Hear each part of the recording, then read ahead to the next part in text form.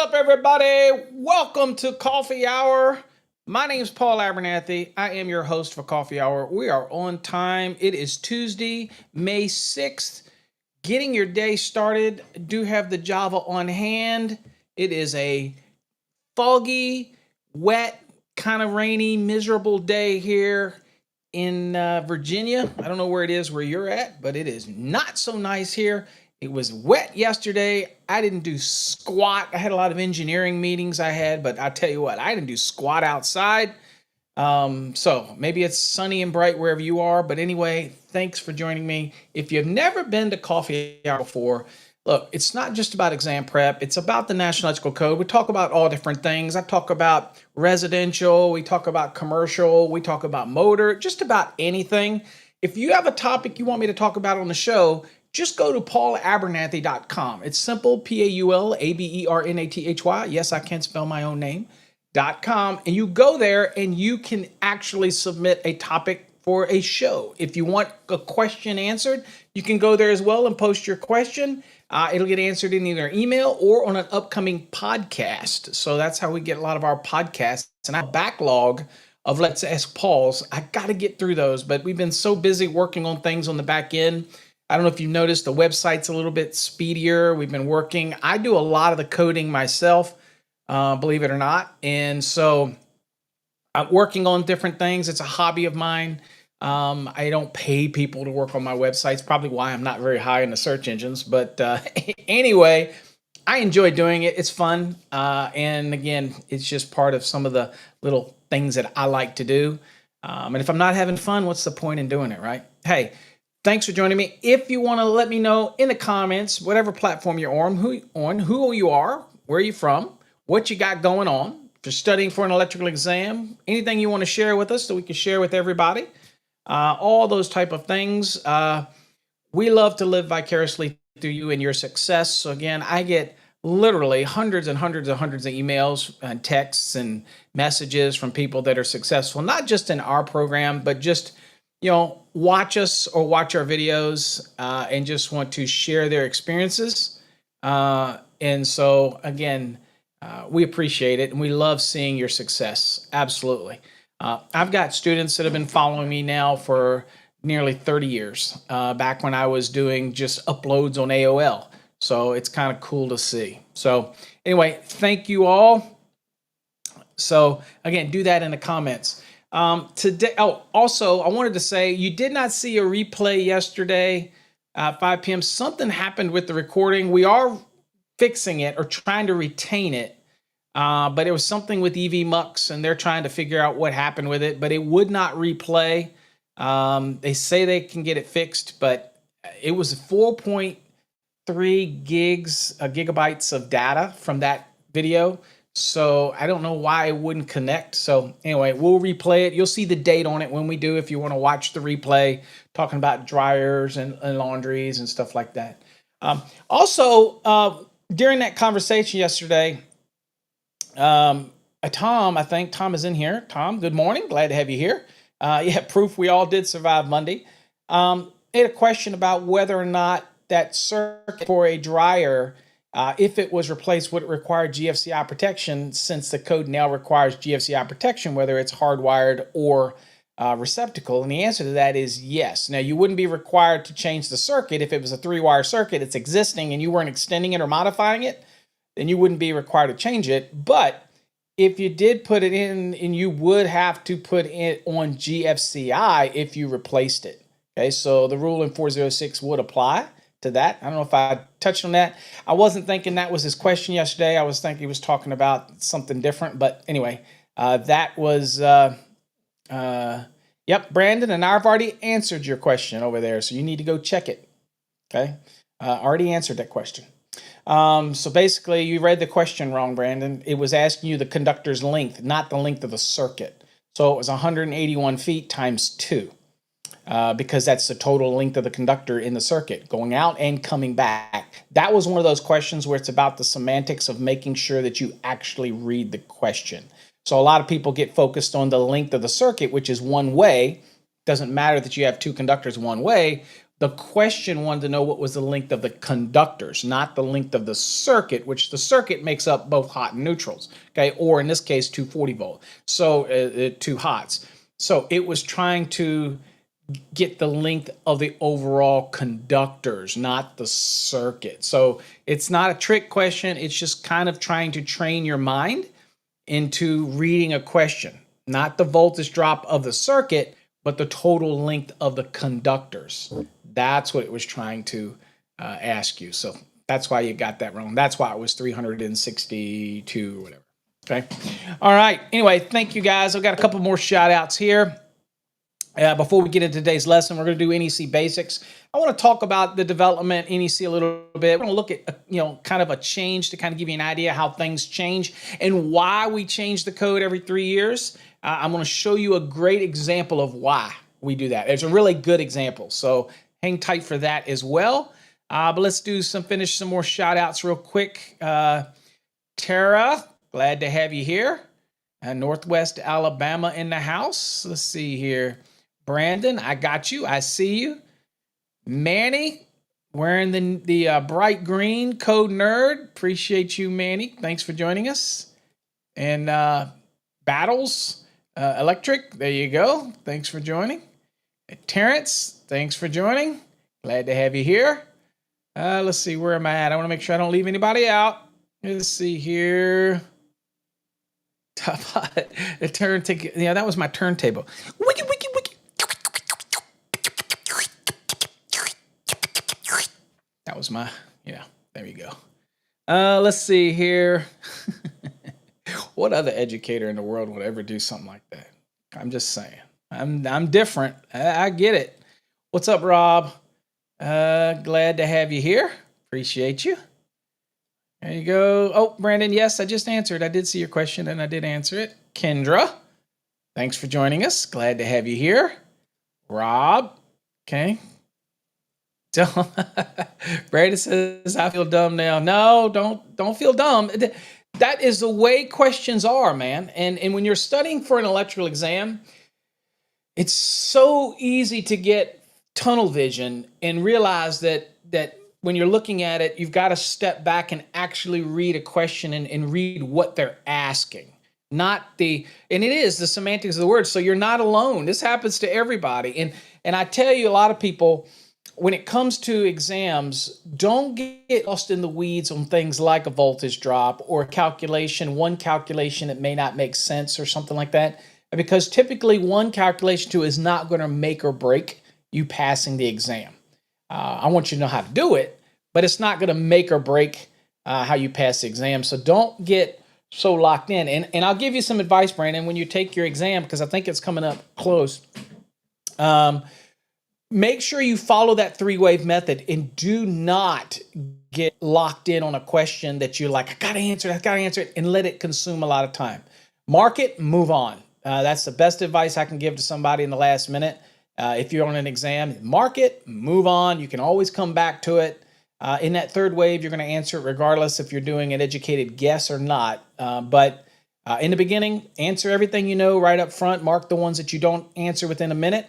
2nd wave, try to work on those ones. Give them another minute to minute and a half. If you still can't answer them, leave it marked and skip it. Go to the next one. In the 3rd wave, you have to answer the question, even if it's an educated guess. If you want to still leave it marked, that's fine, but you at least have to put an answer and keep going. And then if you've got time remaining, then you can go back to those ones that are marked, that type of thing. Okay, that's the whole concept of what we need to do there. What's up, David? Glad to have you here. Let's see. Tino says, hey, Paul, I seen the code reference that you said you could still use branch circuits in the kitchen sharing the same neutral. You can, again, it's, for example, I used to do these efficiencies. So you got to remember, a multi-wire branch circuit is 2 circuits, or it could be used as a single circuit.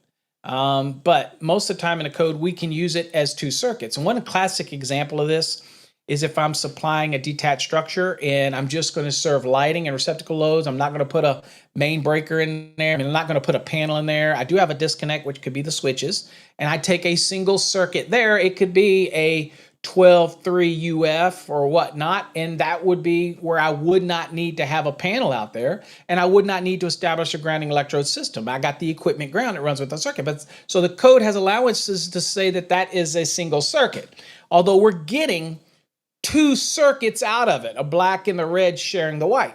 Okay, so that's just an extreme example. In the kitchen, nothing says that I can't run a 12.3 to the countertop, come to a common receptacle, and then go this way with the red and the splice to the white and go this way. And then the black will splice to the white and go that way. And I still have two circuits serving a countertop, that type of thing. So multi-wire brand circuits. Now people shy away from these things, one, because they just don't understand them. They don't understand that if you put it on a 2-pole breaker or 2 single poles with identified handle tie so that they are simultaneously disconnected, that you're going to understanding the concept of the neutral and how it works. If I have 20 amps on one and 20 amps on the other, then the neutral is going to see 0, okay, the way it works in a sinusoidal way. But it's a cancellation effect. But if I do it wrong and I put it on 2 individual breakers and they happen to be on the same leg in the panel because I don't put them side by side because that's how the panels alternate. If I do that, then I have a cumulative effect. If I pull 20 on one and 20 on the other, I could have 40 on the neutral. And that's just not how you install a multi-wire branch circuit, right? So that's why it's important to use 2-pole breakers. That's why it's important to use 2 single poles with an identified handle tie. Keeps them together. Then you've got that cancellation effect going on. But it is definitely 2 circuits. Now, the question always comes up, but what about AFCI requirements? That type of scenario. Well, they do make AFCI devices that can go in the receptacle location. They make those as well, okay? So, they may make a 2-pole AFCI. It's probably going to be costly. So again, you have options, but it's up to you as the design professional to choose what you do. That was back before AFCIs. Today, as the technology emerged, I would probably just run 2 separate branch circuits and not worry about trying to find a 2-pole AFCI and things like that because of the costs and things like that. But you have options, okay? So, but as far as purely having a multi-wire branch circuit, is it 2 circuits? Absolutely, it can be. Shared neutral. But again, that doesn't come without the caveats that you have to be aware of. Let's see here, Peter, what's up? Hopefully you're in your program, you're working it. Let's see here. What does Battle say? You and Vince are very thorough in 680. I may be 15 per though. I'm not sure what that means. I may be 15 per through. I'm not sure what that means, but yeah, we are very thorough in that program. And I'm excited that Vince is going to come and join me at the end of this year. So we're going to, right before the 2026 comes out, or right at the time it comes out, Vince is going to join me, a wonderful dude, and he's going to be in studio. We're going to try to do as many videos as we can. We're going to try to do some podcasts and over in the podcast area, and then we'll have a camera set up over there so we can have a casual. I want to do a leisure discussion where we have a nice drink, maybe a mixed drink, maybe a little bit of tippy, and we will have a conversation about all kinds of things like code panel development, his experiences on the road, things like that. I'd love to have a conversation with Vince, just all the things that he's into. He's all over the place. And so he's a great representative of Siemens. Siemens, if you're watching Siemens, if anybody from Siemens is watching, dude, y'all lucked out. Okay. If anybody that you could have gotten, okay, you got a great guy because, dude, he is dedicated to the core. Okay. I'm just saying. What's up, Edgar? Glad to have you here. What's up, Jay? I see you, Jay. Thanks for joining. I will do some shout outs really quickly on that real quick before I get too deep into this. So we did send emails out. We're still sending them. So if you haven't gotten yours, relax. James, if you're in here, James, you got the 2023 grounding and bonding. I need you to go and register on our fasttracksystem.com website and send me your username so we can get you course set up. Val, I don't know if you're here, Val. You won a grounding and bonding course as well. I cannot see, Jeff can't find your email if you send us your information course, Val, so make sure you send that.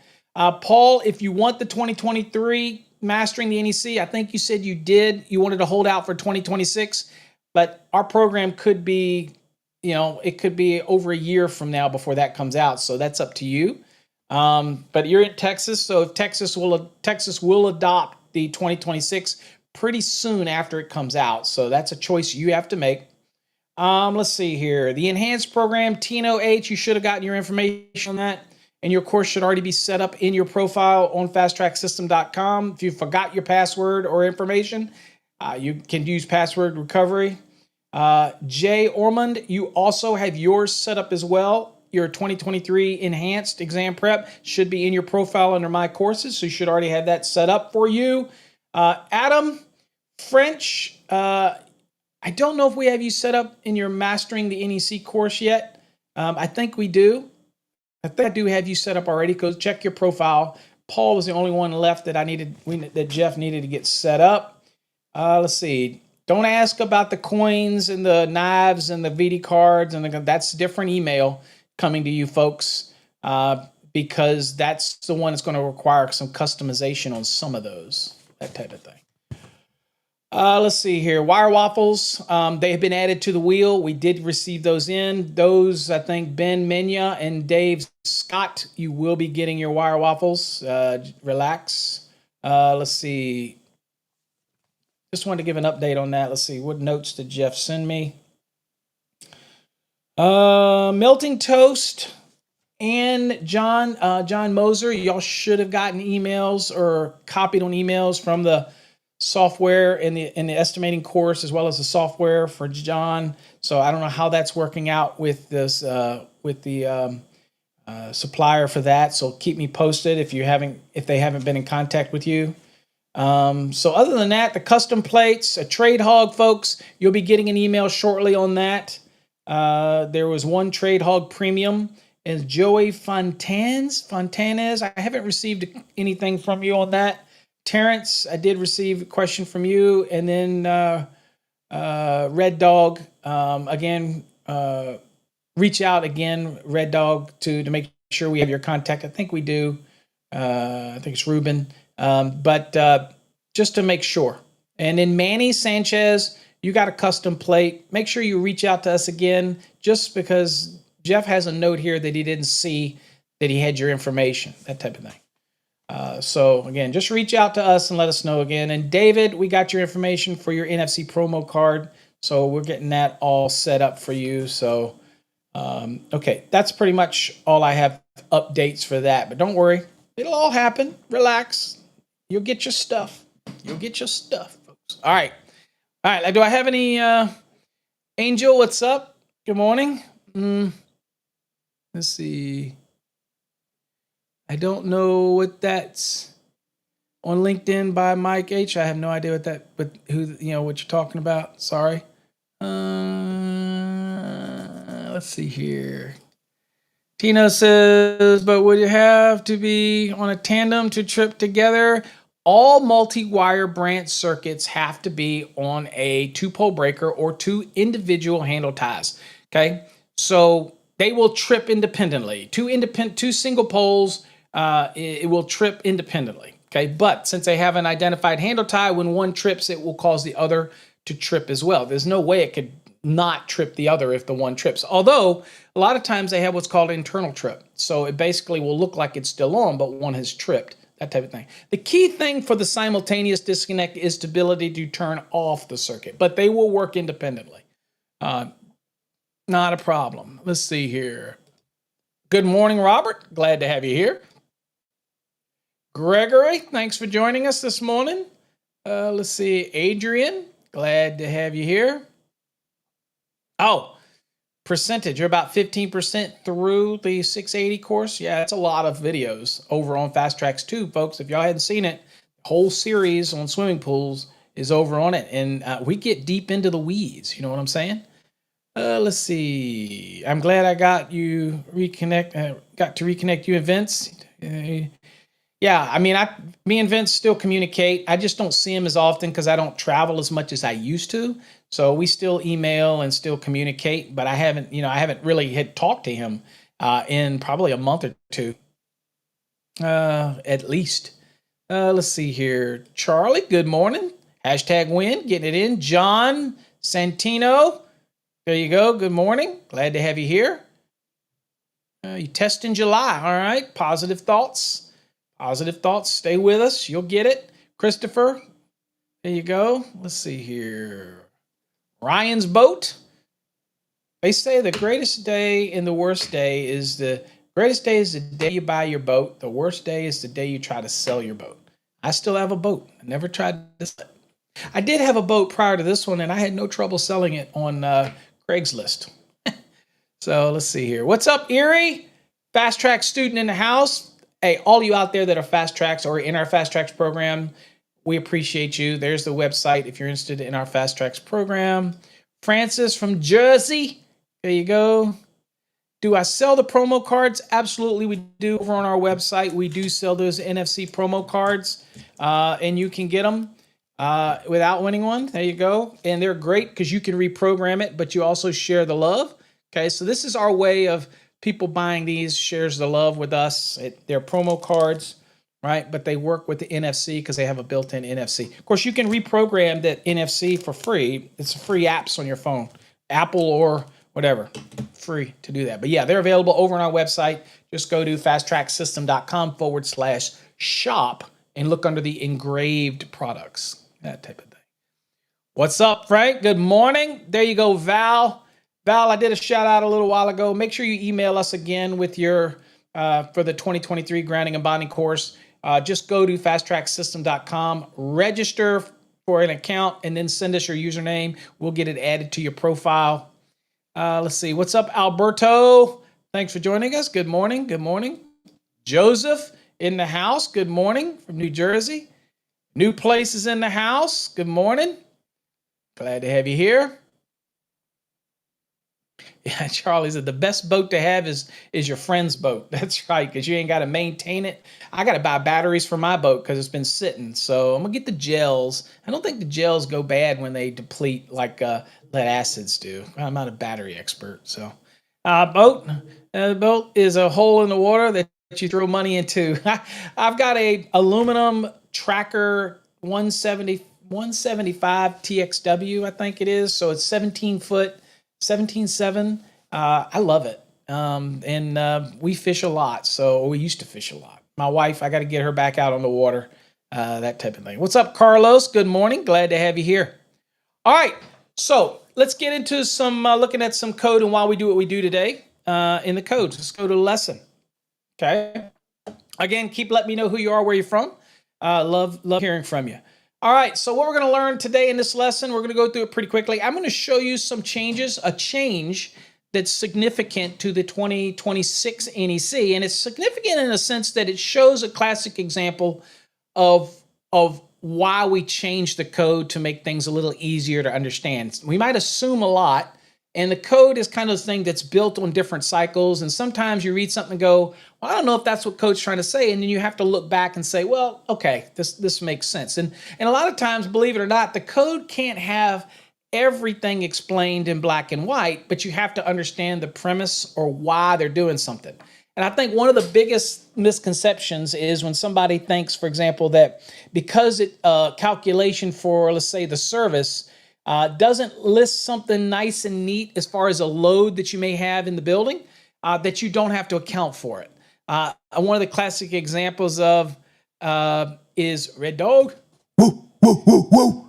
Big dog. Is one of the classic examples of that is the EVSC. When people had electric vehicles and the charging, and before the code was very specific on it and adding the values that need to be included in the VA. Before that, people like, well, it didn't list anything, and we would argue that it wasn't an appliance, although it is an appliance, believe it or not. If you can argue that all you want, it's an appliance. That EVSE is an appliance. So people would argue it, and and at the end of the day, they'd say, well, if it's not nice and niftily or neatly in the NEC, then I don't have to account for it. And that's not true. You have to, when you're doing a load calc, you have to account for all of the loads. And you have to find a place to put that load if it's not nice and neatly bound within the parameters of the NEC. It's still a load. So if I'm doing a load calculation, it can't be say, well, the code just doesn't talk about this kind of load, so I don't have to account for this load. That's not true. And I think that's kind of one of those things that I think is a misconception. What's up, Samantha? Welcome. All right, there you go. All right. So let's look at, so what we're going to do today, really, we're going to brief account of electricity in the infancy, identify the catalyst that brought about the NEC, explain how the NEC began and its purpose, explain how changes to the code evolve and why they evolve, and I'll give you that example. Terminologies, we'll talk about that. We'll explain what type of information is found in the NEC, how it's laid out, just so you understand a little bit better. Explain why the NEC is concerned with equipment and material standards. This is another example why I think that, and I see all this on social media, when the 2023 got rid of the requirement to have a receptacle at the island or peninsula. You have to have the provisions there, but they got rid of it. I think that the NEC personally oversteps its bounds, and in a sense that they're saying, well, the data was submitted saying that little kids pull a crock pot off an island. Okay, well, we cannot protect everybody from themselves. I mean, that's not what the NEC is all about. We're protecting from persons and property from the effects of dealing with electricity, right? I think that we can sometimes go too far because we're trying to put everybody in a bubble. I get it. I hate to see children get hurt. I hate to see anybody get hurt, okay? But again, without going down the rabbit hole, at what point do we stop? You know what I'm saying? So if you're concerned about a cord hanging over the edge of your counter, remember, it can't be over an edge. It's more than 6-inch overhang. That's the way it always was. So it's coming down. If you're concerned, I have a crock pot. I put it on it. I don't have any kids. But I put the crock pot back so that I don't have this big loop of cord hanging down. There's a way you can do it. Pick a piece of tape and put it on the top if you're a concerned parent. Shit, we put the little things inside of receptacles and we end up getting tamper-resistant receptacles because we were concerned about kids sticking things inside of a socket, okay, inside of a receptacle, okay? I mean, at some point, we cannot mitigate all the risks that we have by putting things like that in the NEC. So that's why people have asked me why I believe that the data was submitted was dubious and why I don't agree with it, because I think it always can be skewed to a certain narrative, and I don't like that. That's not what I want to see in the NEC. But it's there. I'll enforce it, but I don't like that. I don't like when the NEC does that. And it's usually because of lobbyists or people that manufacturers, again, that try to push things in. Some are more reputable than others in certain things that they do, but it is what it is. But anyway, NEC needs to be concerned with the hazards that are involved with working with electricity, both personnel and properties, and that should be its focus, okay? Can't save the world type of scenario.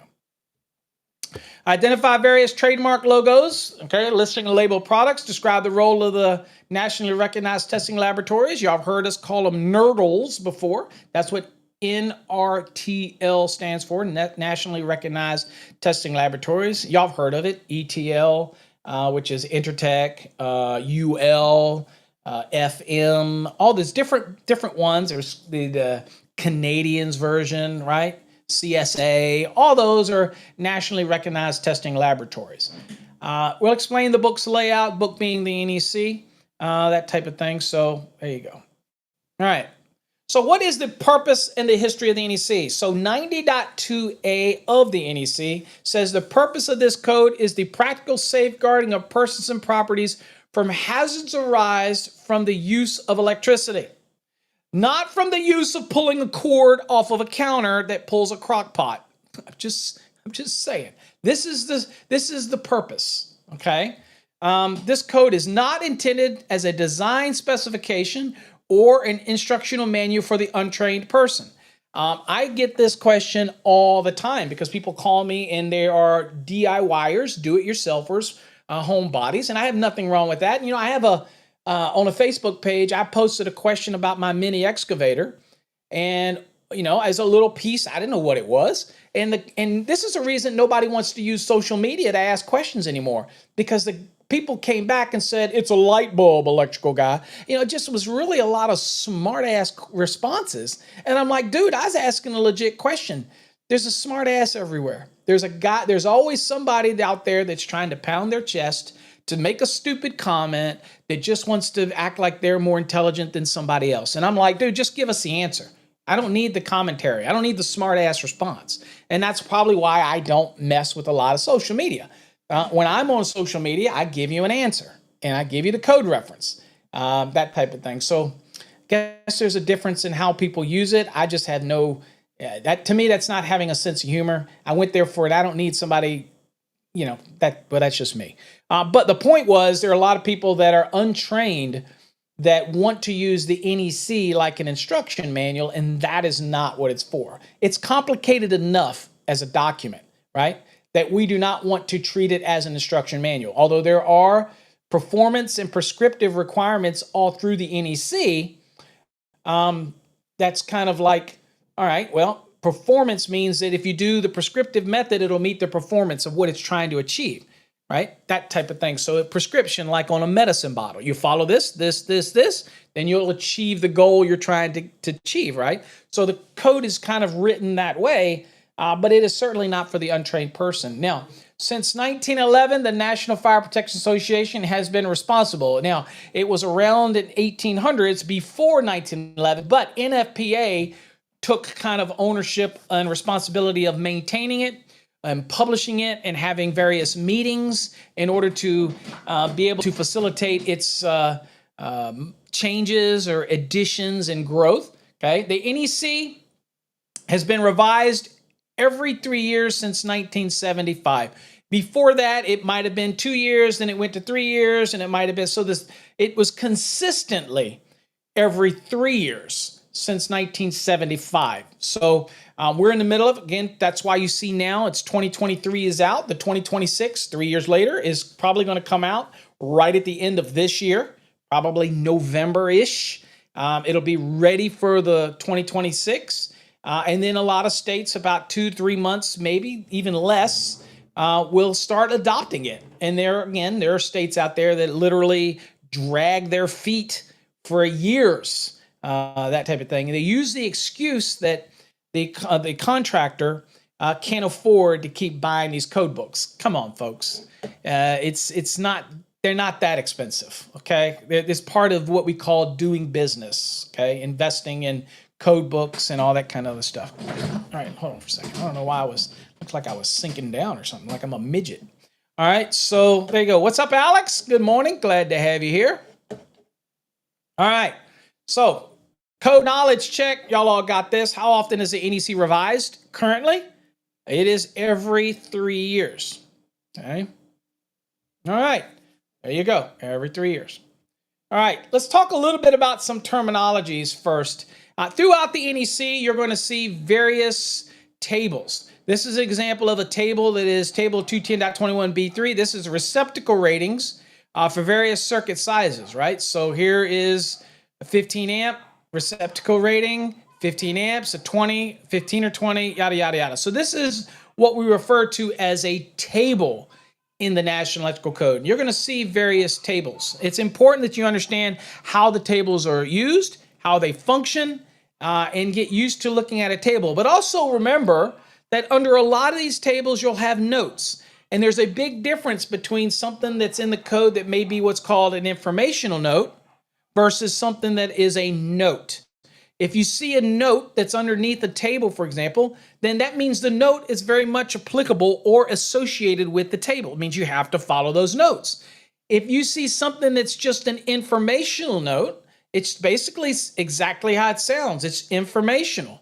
Okay, it used to be called fine print notes, but fine print is more in the context of a legal document, so it didn't really make sense because, again, the NEC has no legal binding status in itself. It has to be adopted and utilized by a jurisdiction. So once it is adopted as use in the state or by local jurisdiction, and that becomes part of the local governing rule. Now, those notes are very much applicable to the table. So keep that in mind.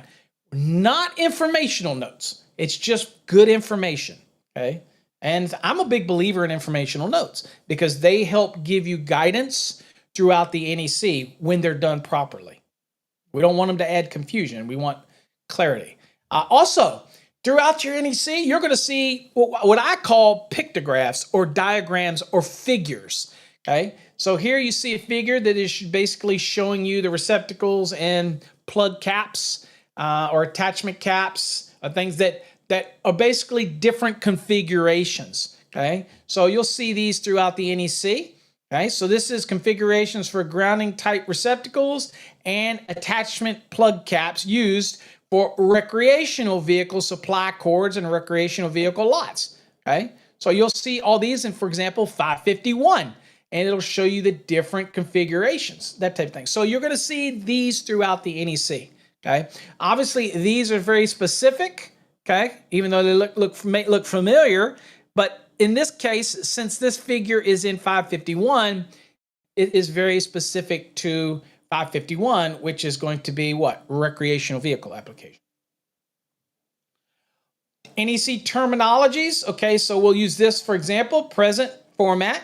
Okay, so here you see this has happened to be Article 530, motion picture and television studio and remote locations. You'll see these little N's in the side column. That lets you know this is new. Now, it could be all totally brand new, or it could be just moved from somewhere else and it's new to this location. Okay, so you see those type of things. So what you'll see, all right? You'll see, again, you'll see language that is kind of grayed out. This is pretty good, for example, when you have an application where you want to go to the code and see why something may have changed. And here you can see that because this is gray, okay, then it is been grayed out because it is something new that has been added.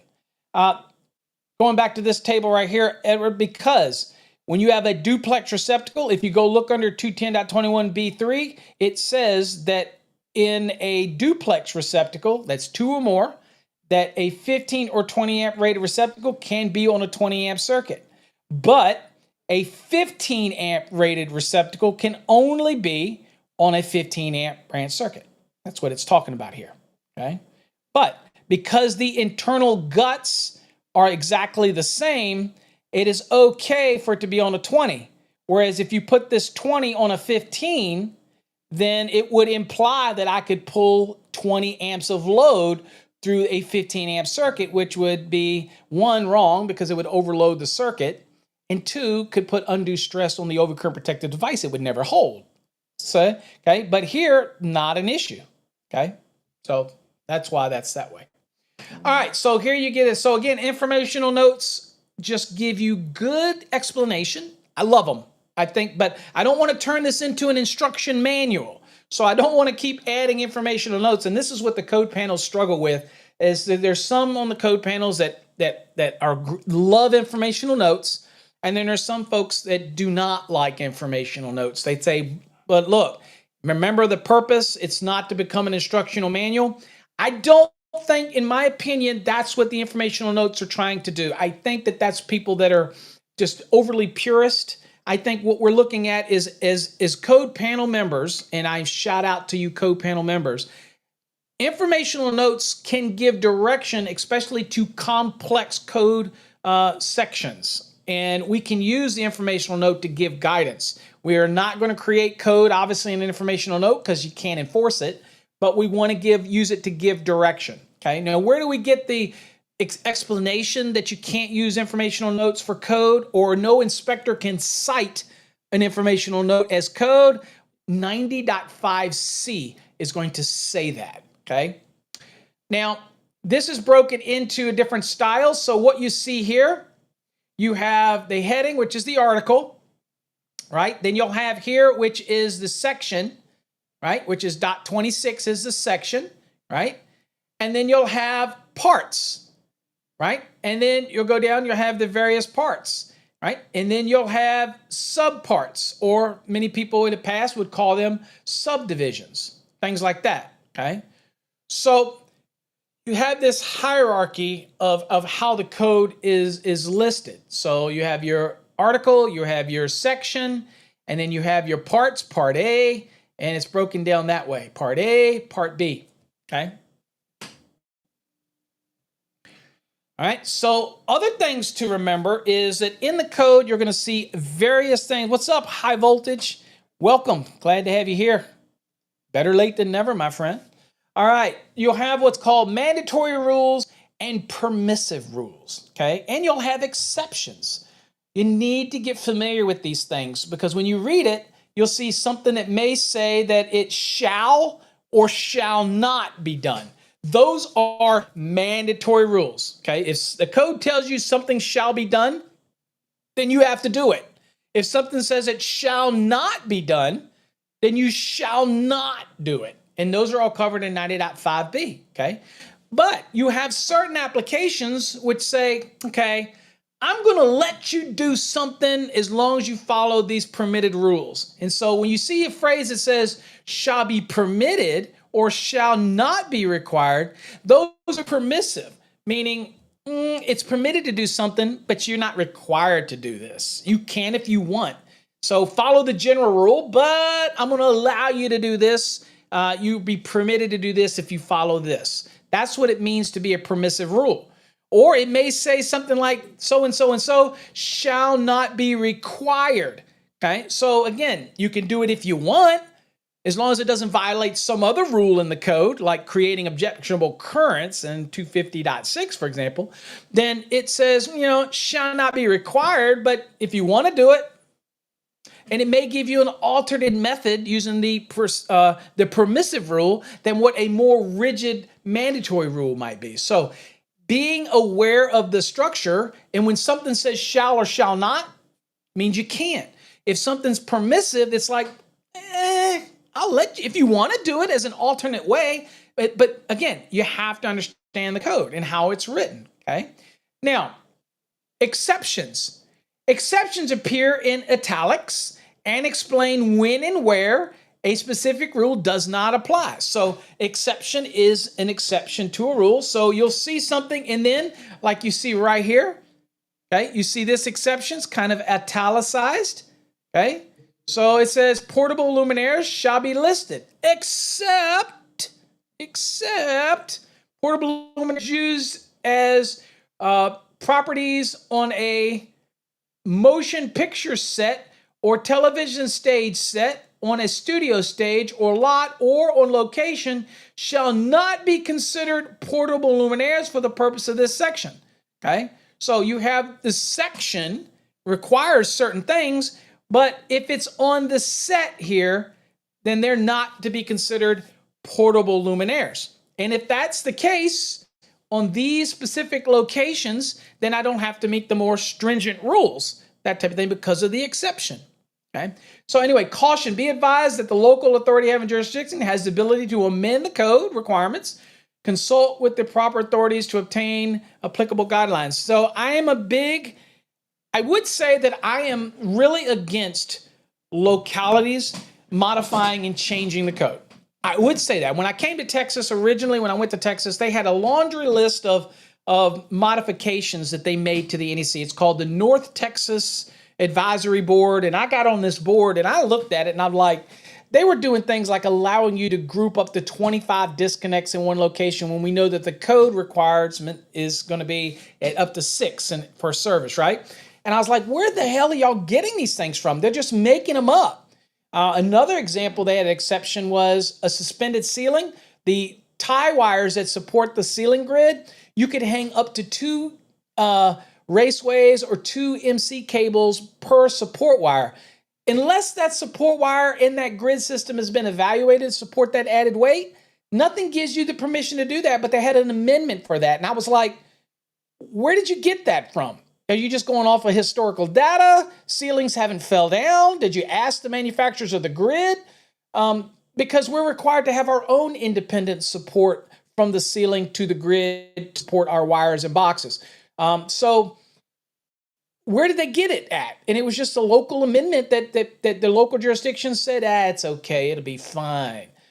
But there was no basis for it. So I got them wiped out and got them removed because it doesn't make sense. Just follow the code. It's simple.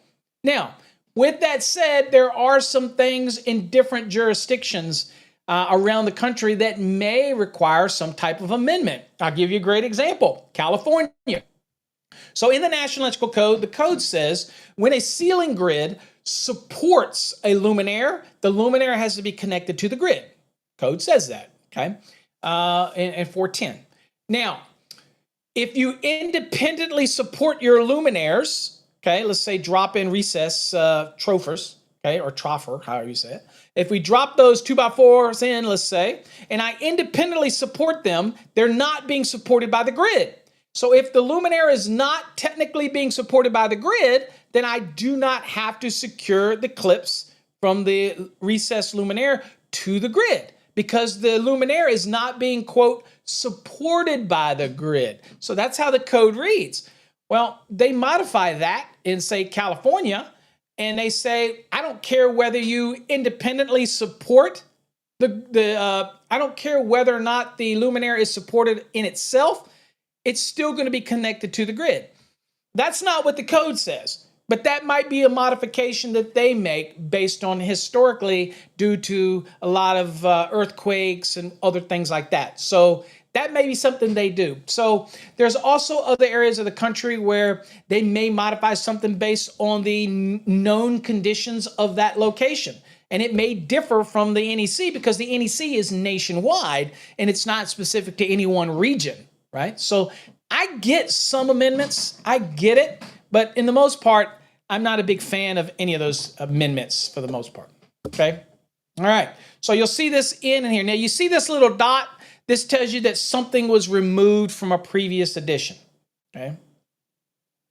All right, provide an example of a mandatory rule in the NEC. A mandatory rule would, for example, would be that you shall have readily accessible to, let's say, overcurrent protected devices in a panel. So you got the 110.26 working clearances. Okay, so those are going to be, for example, mandatory rules on working clearance and things like that. That's a kind of an example of that. Okay, here's another example of mandatory. The total degrees of bend in a tube or conduit shall not exceed 360 degrees between pull points, 358.24b. That's a shall not.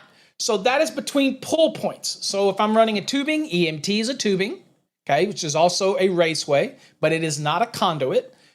Rigid metal conduit, intermediate conduit, all that between boxes or between a panel in a box. It's a complete system. Between point A and point B, we can't have more than 360 degrees of bend. So no more than 490s, right? Is a good example. Also remembering that offsets count, things like that. Any offset that changes the elevation, 15 degrees down, you add up all those degrees. You cannot exceed 360 between pull points. That's why we put a junction box there that's properly sized and it breaks up that pull between the pull points. So now you have a pull point, and then you might have a box in the middle in order to make sure you don't exceed 360 degrees. The point is, it says it shall not exceed.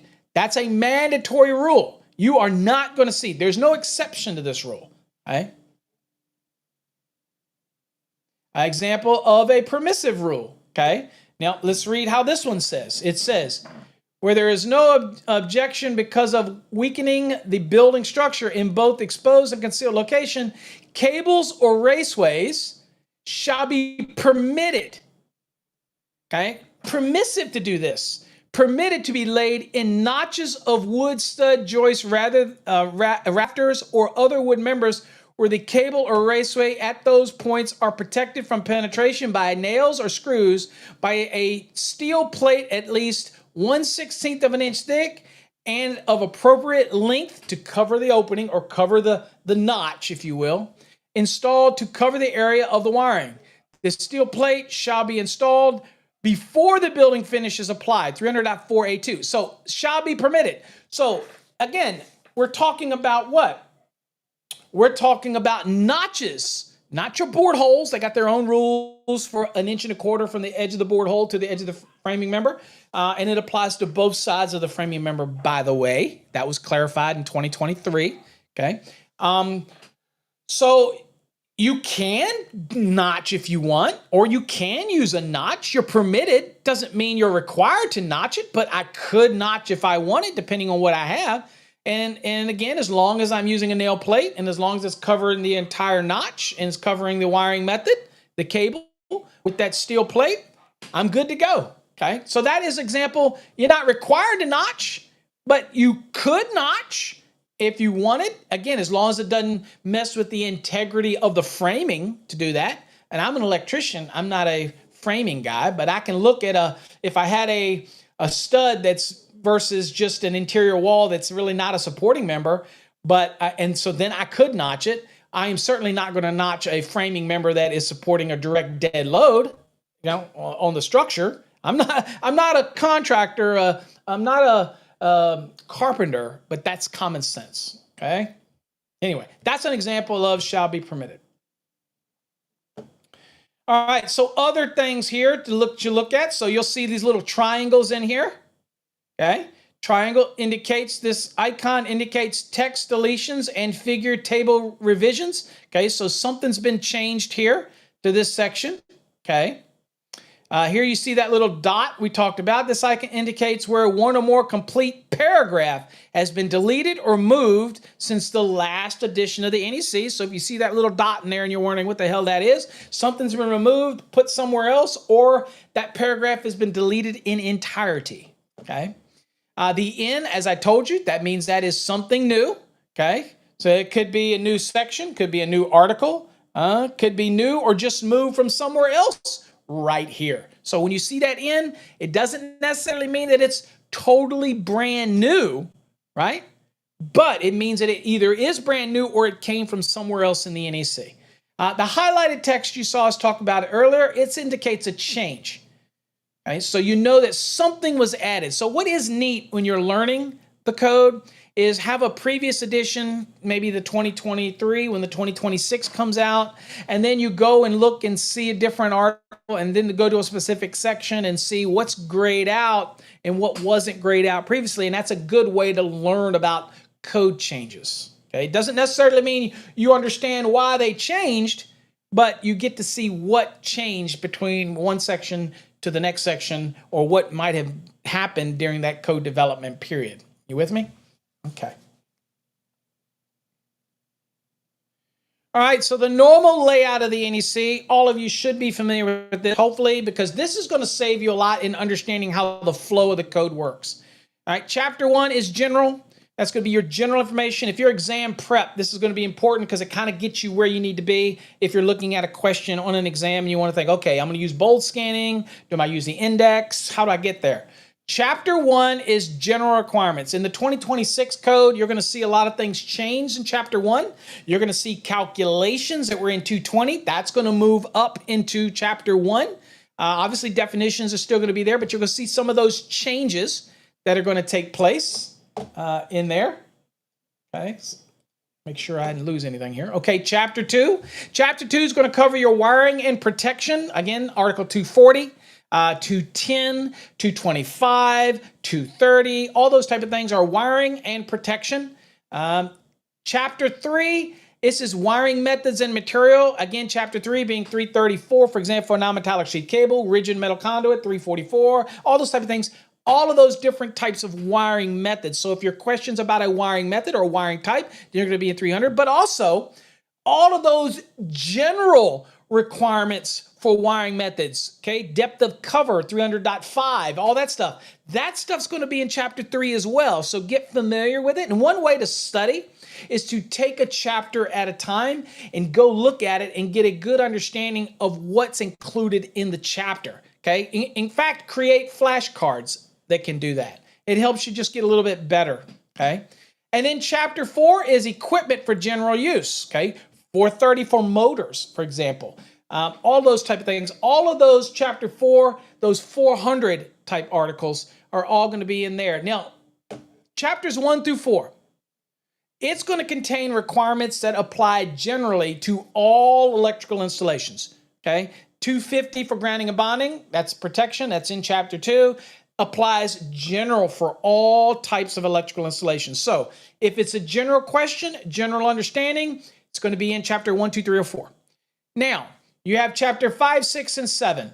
Special occupancies. 500, for example, 500, 501, all those for RVs, mobile homes, all those type of things. 500, hazardous locations, things like that. All of that's going to be in special occupancies, okay? There's something unique about them, that type of thing. Fuel dispensing stations, all that is in chapter 5, okay? Now, chapter 6, special equipment. Things like, you have special equipment that's going to be utilized for swimming pools in 680, 690, PV applications, all those special equipment provisions, okay? Elevators, things like that, 620, all that's going to be special equipment, specialized stuff, uniquely different, okay? And it's all going to be tightly in there. Now, you are going to see in the 2026 NEC a little bit of restructuring to make it make sense a little bit better. And I think you're going to be pleased, even though you may have to learn some new articles. You may have to learn some new section layouts. It's going to make sense in the next cycle. But right now, that's what you got. Now, chapter 7, special conditions like remote control and circuits, that in 725. Things like that. 700 for emergency systems. 701 for legally required. 702 for optional. All those type of things. There are special conditions that you're dealing with are going to be covering information in there. Okay. Now, one thing to remember: 5, 6, and 7. They can supplement or modify the requirements of any of these chapters 1 through 7. I'll give you a classic example. So in 680, when it talks about equipotential bonding and extra things that you have to do, like for example, if I'm running a circuit to a pool pump motor, I have to have an insulated equipment ground, right? Well, if you go back and look at 250, if you look at 250.122, it says that the equipment ground can be bare, covered, or insulated. However, when I go look at 680, specifically, let's say to that branch circuit to a motor, it's requiring it to be an insulated equipment ground, right? And not smaller than 12. Those are supplementing or modifying the general rules that are in what? 250.122 or chapter 2. So that is when you see 5, 6, and 7 can change or modify something that might be under the general requirements, okay? So you got to understand how that flows, okay? Now, chapter 8, that's all your communication stuff. CATV, power network or network-powered broadband, all those type of things, antenna coaxial application, all of that. That comes under chapter 8. Now, how is it enforced? Well, it's not subject to the requirements of chapters 1 through 7, so it doesn't have to meet these rules unless it references those. A good example of this is 300.4, when you have to protect the cable with nail plates and things like that. Well, under communications in chapter 8, it typically will make reference to something in chapter 3. If something in chapter 8 makes a reference to something in chapter 3, for example, then guess what? You follow the rules in chapter 3 because it was referenced directly in chapter 8. And that's how it works, okay?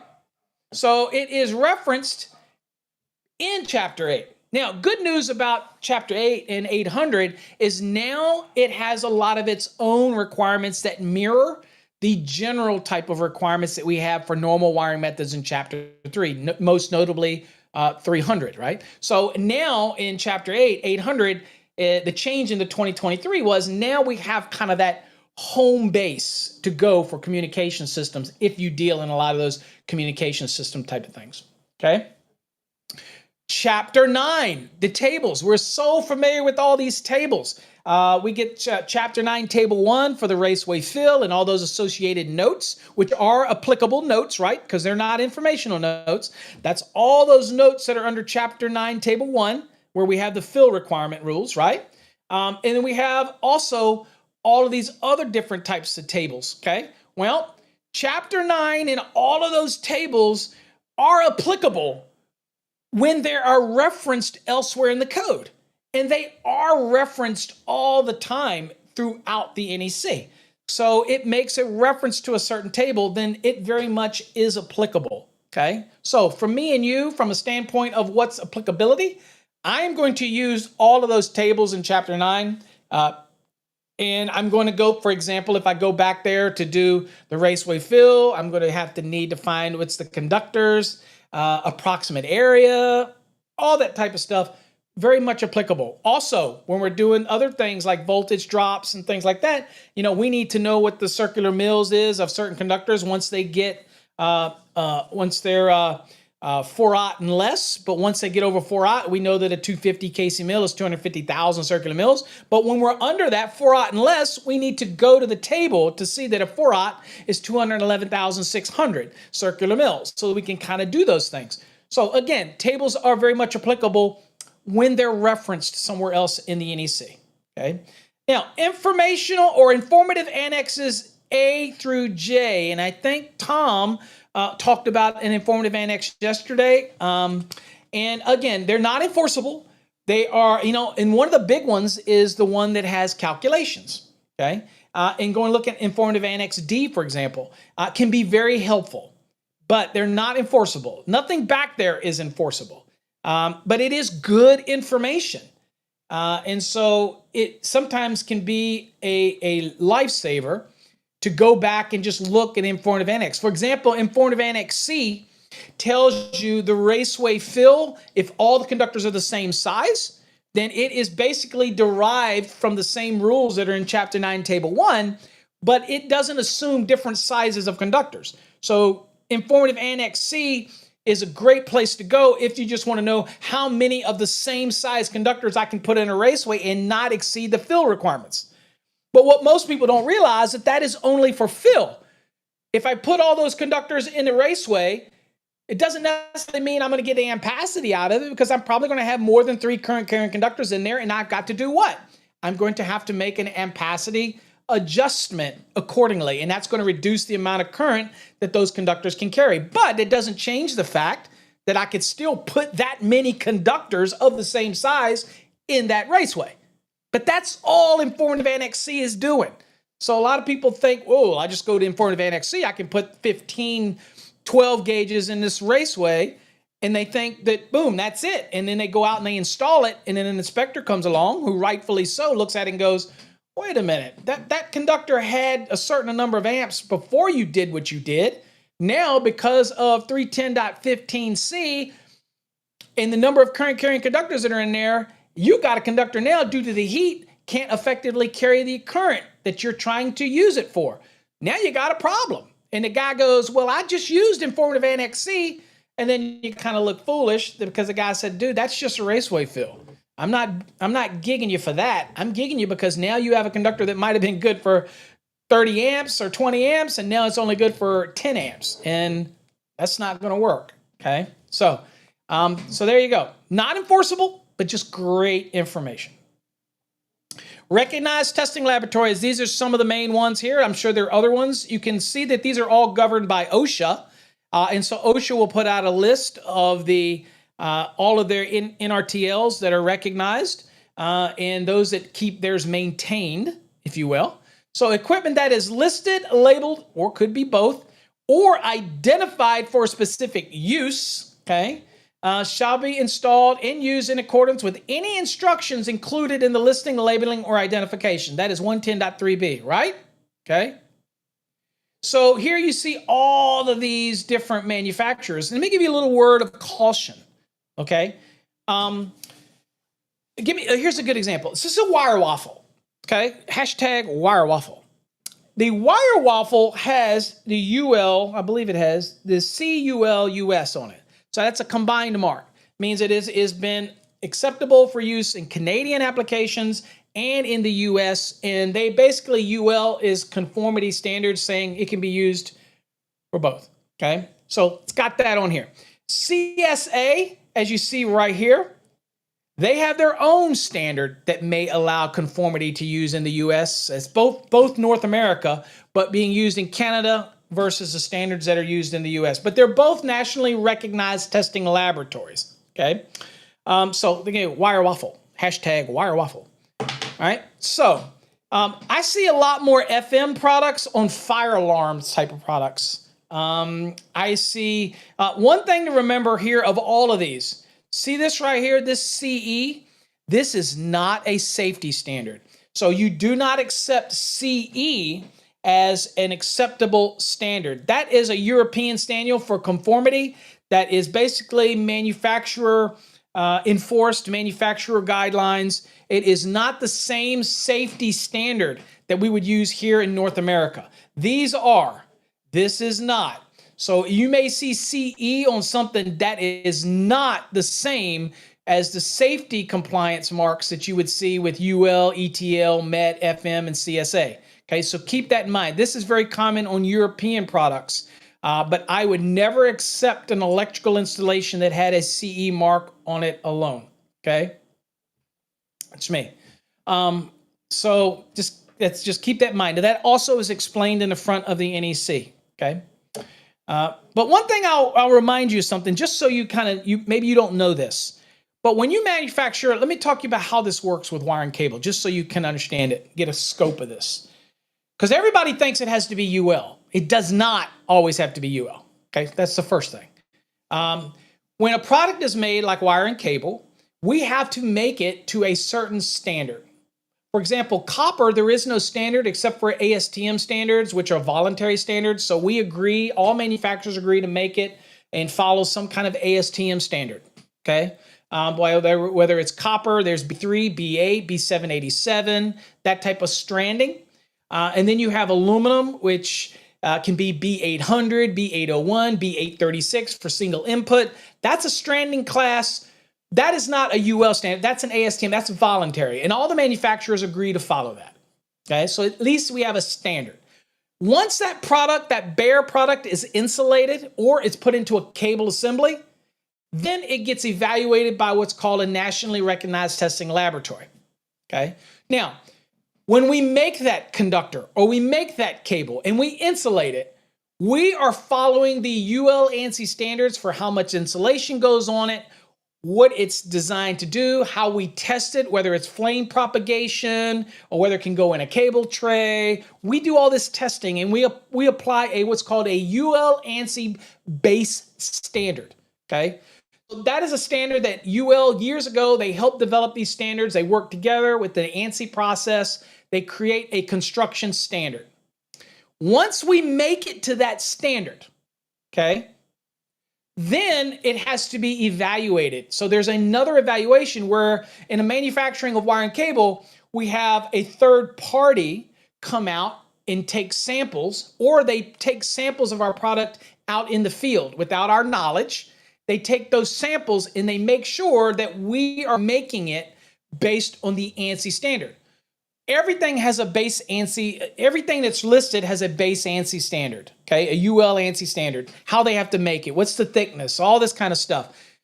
The third party evaluation typically is done by the nationally recognized testing laboratory, and they make sure that we actually make something to meet the standard that we said we were making it by. And if it meets it, we're allowed to put that little mark on it to let you know and let the inspectors know, to let everybody else know that if it's required to be listed, labeled, or both, or identified for specific use, that's an easy way to tell. I can tell that this wire waffle, whether the inspector likes it or not, it's been evaluated, and they should accept it. They should not reinvent the wheel. It's been evaluated. That's why we pay the money to put that mark. I can promise you that Hunter and them pay niftily to be able to put that UL mark on there, because UL doesn't say, we'll give you one price and we'll let you put a UL mark on everything. No, they get a cut of every one of these, okay? They get a little bit. Every time that mark is used, they get a little bit, okay? I can tell you in our wire, every time we put that mark, every 24 inches or whatever our marking requirement is on that wire or on that cable, they are getting a cut, okay? Some are cheaper than others. UL is not cheap, but it's a recognizable mark. So again, it avoids confusion in the field. When people see UL, they're like, okay. But I thought it was important that you understand that there's more than one process. You make something based on a UL ANSI standard, and then you have to evaluate. So I could have a piece of wire made based on the UL ANSI, but I could have ETL Intertech actually do the third-party evaluation, and I can put that ETL mark on it. Get what I'm saying? So it doesn't always have to be UL. Now, UL is well known, and I like UL, but they're not the only player in the game, okay? And not all of these standards, by the way, do every piece of equipment. So UL does almost everything. ETL may not do the same number as UL, and MET maybe even, they may only third parties do this on a limited number of products, okay? That's why you have many of them here, okay? FM, for example, may not get into bigger equipment, electrical equipment. It might stay around the fire alarm and all those type of things. That might be their niche market, that type of thing. All right, discuss an example of manufactured equipment that often overlooked. Here we go. So this right here is a typical exhaust fan. If this unit is to be installed over a tub or shower, for example, it must be marked as appropriate for the application. That means to be used in a wet or damp location, and be connected to a GFCI ground fault circuit interrupter protected against. That's what I'm not saying, but again, if you go buy an exhaust fan and you happen to want to stick this over a wet or damp location, over a tub or a shower, then it may or may not be listed or marked for that type of application. You just go grab one and use it. You need to make sure that it is listed and labeled for use in those specific locations, okay? And if it is, it'll have its own instructions that come with it. That's so important too, because people buy our wiring cable and they think that when I write an article and we put it on our website, or we write something about doing something with wiring cable, they think that that is part of its listing and labeling. It's not. That's just manufacturer's recommendations. That is different than the literature that must be submitted with the electrical equipment for its evaluation. So when you get a GFCI, you get these exhaust fans, you get a piece of equipment like an air handler, things like that, they come with a manual. They come with a book that was evaluated along with the equipment. And so it's very much applicable to the equipment, so you have to follow its rules. That's part of its listing and labeling. We make wire and cable. We're not going to give you any document. Okay, so anything that we make on our website is basically just good information. It may help you, but it's not part of its listing and evaluation. That makes sense? That may avoid a lot of confusion that people have out there, okay?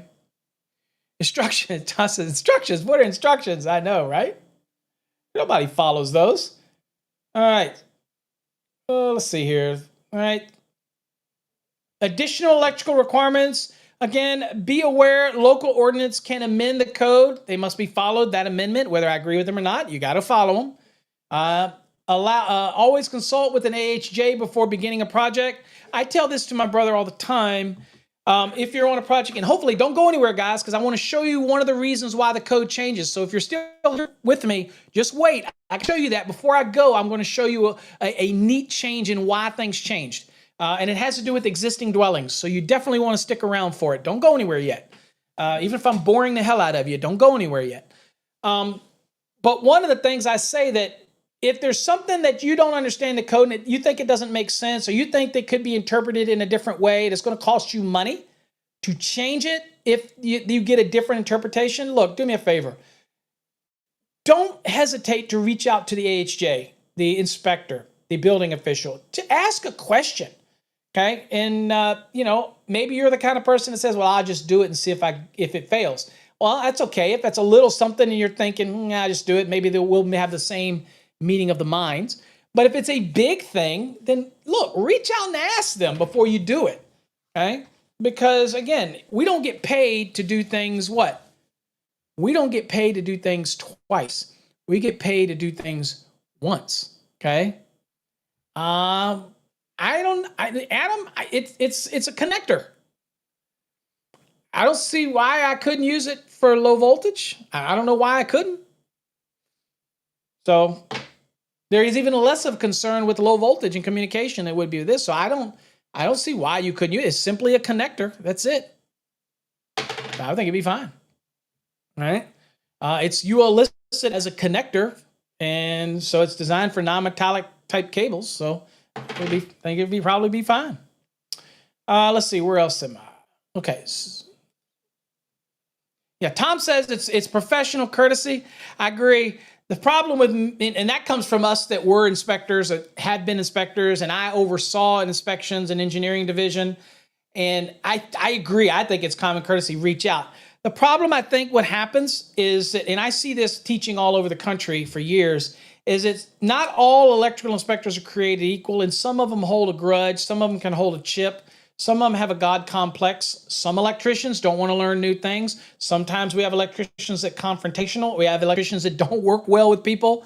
They don't have a great personality. We have other people that are always trying to get you, gotcha, okay, that type of thing, or somebody that wants to pound their chest, and so it makes for confrontation. So over time, after a couple of times, they just don't want to talk to them.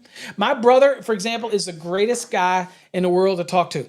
He literally hates calling an inspector. One, because he will get mixed reviews, mixed things, two different inspectors saying two different things, and it's confusing. So he calls me, and then I know, and I'll tell him what the interpretation should be. And then if he disagrees with an inspector, sometimes I will talk to an inspector and say, look, let's bring everybody together, okay? But I agree, it should be courtesy, common courtesy, to say, hey, look, if I don't know before I do it, let me make a phone call. Let me ask somebody. And it should be, all inspectors out there should be very open to saying, well, thank you for calling. I'd love to help you with that, or love to have that kind of conversation. I think that'd be great. But sadly, if you heard the horror stories that I hear across the country, it's like, can we all just get along? But there are some great inspectors out there, really are. And there's some not so great ones, same as electricians. There's some great electricians. And if you go to TikTok, Instagram, Facebook, and watch some of the things that gets posted, you'll realize that for every great electrician, there's a shitty one as well. And that's why we continue to teach, okay? We like to convert, okay? So, yep. So I guess that could be, but yeah, I agree, Tom. It should be the courtesy, and we should have that open dialogue. Plans and specifications must be followed. That's another thing that people don't understand. Electrician may do something and not refer to the specification or the drawings, if there are any, and say, well, look, this is the NEC. I'm following the NEC. If the drawings are different, the engineer is responsible for those drawings. If those stamp those drawings, you need to do it in accordance with the specification or the engineer's drawings. If not, you need to get the engineer to change it to see the same way you see it. Because don't expect the inspector to do that. Because I always told my inspectors, look, they got to do it by the drawings. Unless the electrician saw something that was wrong and the inspector says, oh my God, you're right, that is wrong, then they can get with the engineer, because you know what? The engineer needs to learn too, right? That type of thing. All right, so all electrical equipment must be installed per the manufacturer's instructions. Again, goes without saying, if you have instructions that tell you specifically how to do something, then you follow those manufacturer's instructions. Okay, one of the questions that do come up from folks from time to time is, if I have manufacturer's instructions and they go against the minimum safety standard of the NEC, okay, which do I follow? It's really easy. That's just why I have for years have said the NEC is a minimum safety standard, even though some people don't like that terminology. This is why I say it. And you'll understand as an educator why I do this. Number one, it's a minimum safety standard. You can go above the minimum, as long as going above the minimum doesn't cause it to do a 180 and it becomes more hazardous, because you, like grounding and bonding, you did more and you created objectionable currents. That's an example, okay? The other thing is a minimum safety standard helps me put this threshold for explaining to people that if the manufacturer instructions say to do something, but it's going to be less than the minimum safety standard, then you follow the NEC. And people say, well, I'm supposed to follow the manufacturer's instructions. Yes, unless they become unsafe application. And remember, the NEC is a minimum safety standard. So now you folks out there know why I call it that way. So, can a manufacturer go above the minimum? Absolutely. Can they require GFCI on a circuit that may not require GFCI because the manufacturer's instructions want it to be? Absolutely they can, and you follow that. It's more restrictive, but it can't go below the minimum standard. I cannot have a manufacturer tell me, and I work for a manufacturer, I cannot tell you to do something that would circumvent a published, adopted standard in your jurisdiction for safety. This all should make sense. And I don't know why I've had to tell people this for years. I've had some pretty well-known folks that go, I hate when Paul uses the term minimum safety standard. Now you know why. Look, I've been doing this for nearly 40 years. I'm not the youngest kid on the block. Okay. And I'm not always right. But there's a reason why I refer to certain things a certain way, and it's order to be able to teach people these things. Minimum safety standards are done this way so that a manufacturer can't drop below the minimum, but they can't exceed it. And you can follow you have to follow the manufacturer's instructions until they fall below a minimum safety standard. And then you create a hazard. Do you think the manufacturer wants to be liable for that? Well, they are liable if they're forcing you to do something, typically very common on products that come from China, from other countries, things like that, where they don't have a very robust codes and standards team to look over their documentation very well. And that's where they write things. And was very common for years with EVs and EVSE equipment and all that, where they believed to tell you to do something, but the code was like, no, I need to be at least this. I got to be at least this minimum safety standard. That's why I teach it that way. Okay, guys, I told you I was going to show you something why we change the code every 3 years. So let's go to look at the NEC really quickly. Okay. All right, so this is the 2023 edition of the NEC. And I wanted to show you something in a calculation for 220. Okay. So let me go down here. Y'all heard me talk about this I have a video out for this, 220.83, by the way. So this is talking about determining in an existing dwelling if my service is capable or my feeder is capable to handle additional loads, right? And people have asked me all the time, A versus B. B is talking about where you have to redo the load calculation to see if existing service is capable to handle new additional loads. And here it specifically talks about things like air conditioning and heating, right? Air conditioning and heating. Okay, if you have an additional, right, air conditioning and heating.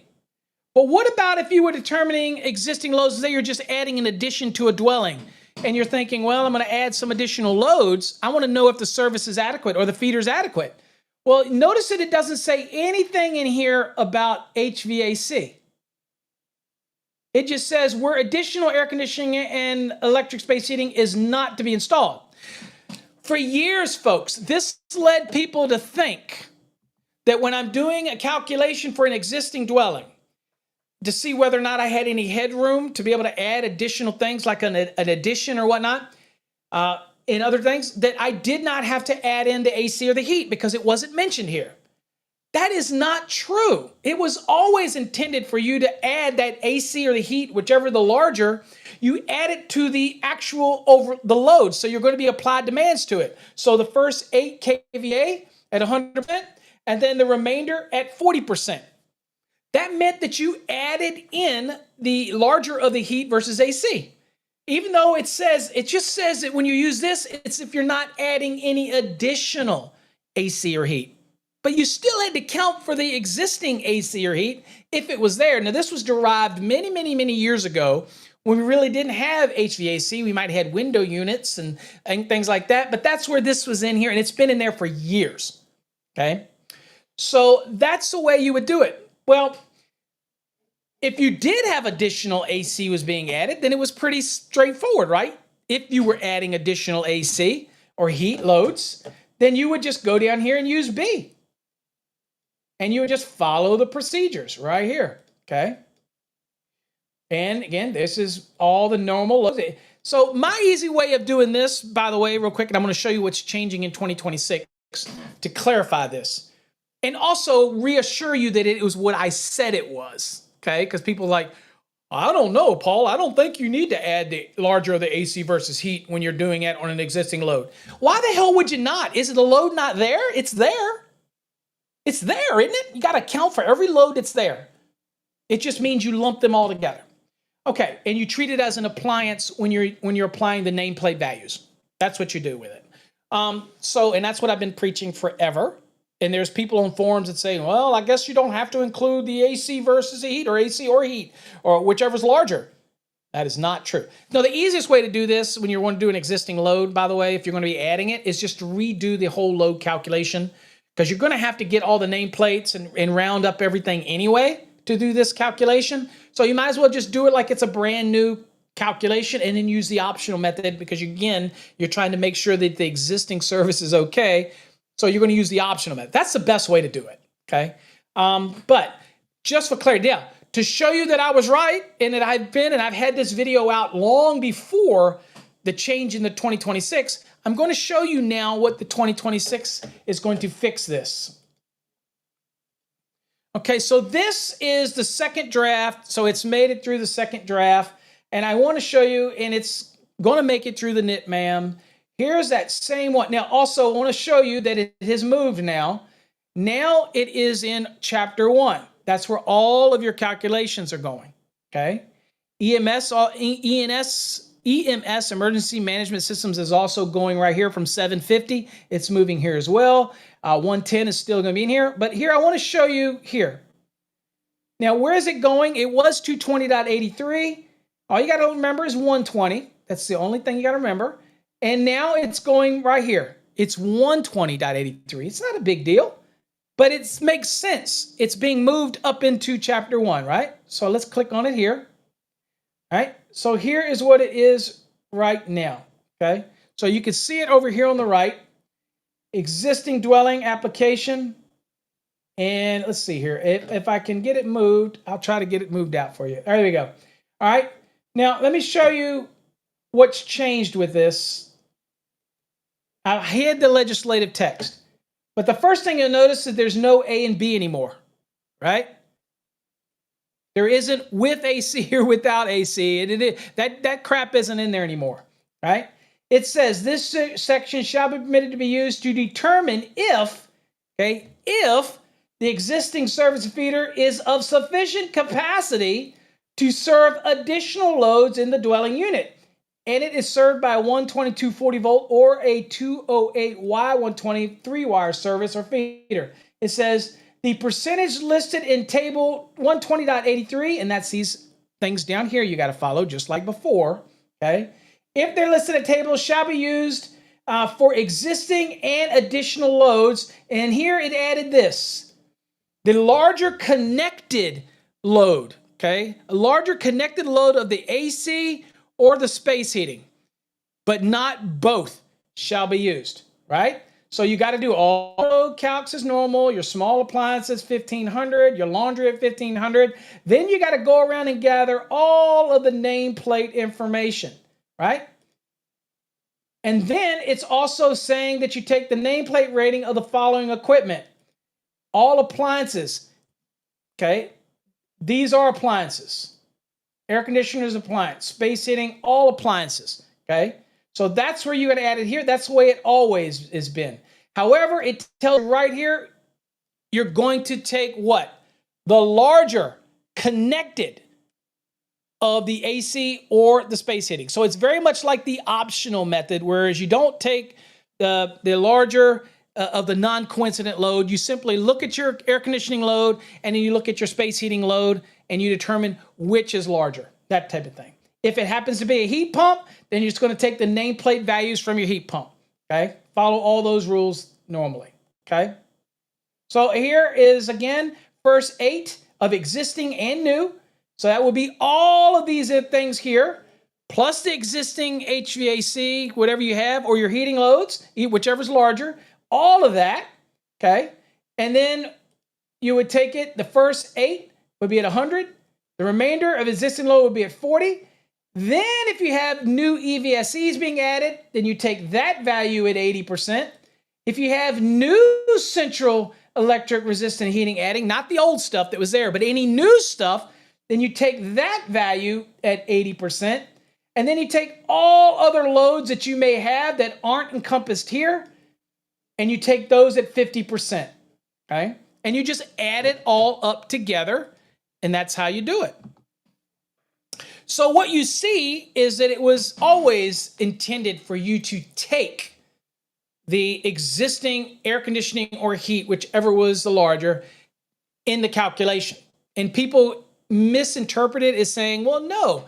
And look, the people say, well, if a code doesn't say it, then you don't have to use it. Look, this is a common sense thing. You can't just take a load and act like it didn't exist. It's still there. And there's so many people that look at it and go, well, I'm just going to turn a blind eye to it because the code's not mentioning it. That's not true. It's still a load that you have to account for. Okay. So there you go. Okay.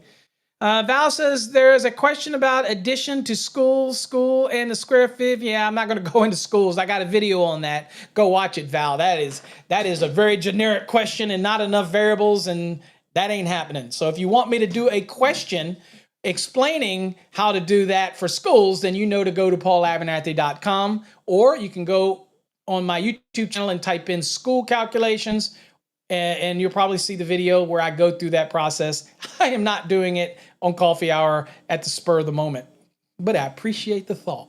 All right. Let's see here. Where are we at? All right, let's do some giveaways real quick. Hopefully y'all got something out of that, but I thought that was neat to show the change, that type of thing. All right, let's do some giveaways real quick, and let's see what we got here. All right, let's spin it. Thank y'all. I went over again today. As always, I'm always going over.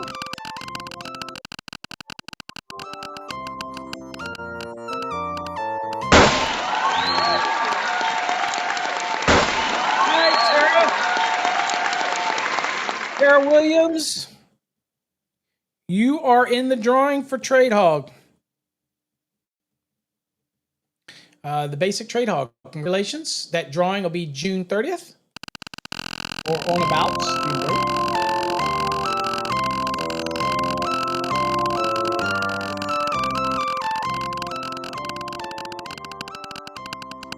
Let's see what we got here. You also in the drawing for that. Battles Electric.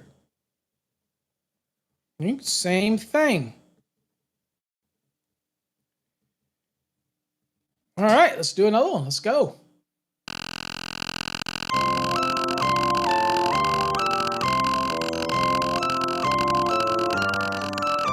Great lesson today in understanding how the NEC works. It's a must-watch video for anybody. Instant win! Rob, you win a wire waffle. Make sure you email me your address and information for your instant wire waffle and put it to use and let us know. Hashtag wire waffle, folks. So you want an instant wire waffle. Congratulations. Give it a shot. That type of thing. Okay. All right, let's go here.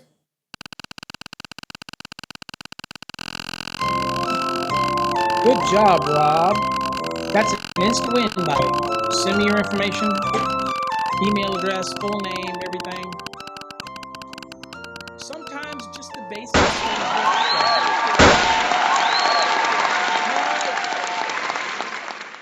Skyaddy or Skyadle or whatever that is, you get Fast Tracks Tube. If you already have it, let me know. If not, go to fasttrackstube.com, register for a free registration, and then let us know, and we will update you to an annual subscription. Let's see here. All right, let's go again. If you don't know how to register, let me know. I'm more than happy to show you. If you already have it, I'll spin again. Let me know.